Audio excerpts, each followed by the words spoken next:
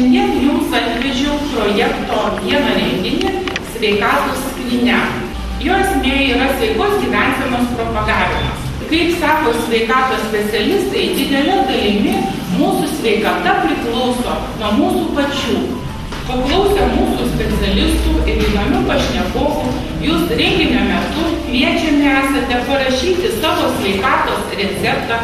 Tai gali būti maistas, tai gali būti vaistas, tai gali būti vaistažolių arbatos.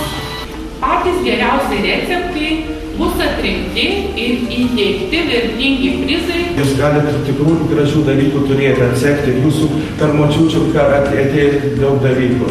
Ir patikėkit, kad tai ne vien tiesas kalendorius, kuris atsirašo, suprantu, gali turėti vertę. Mums kažkokiu būdu reikia rinkti tą išmintį, tą supratimą ir taip toliau.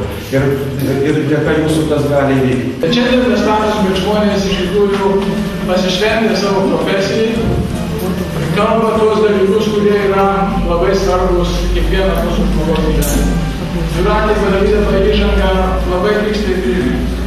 Medicina gali padėti 10%, bet žymiai didesnę poveikį, dalį gyvenime gerumo gali padaryti bendravimas, savęs priežiūra.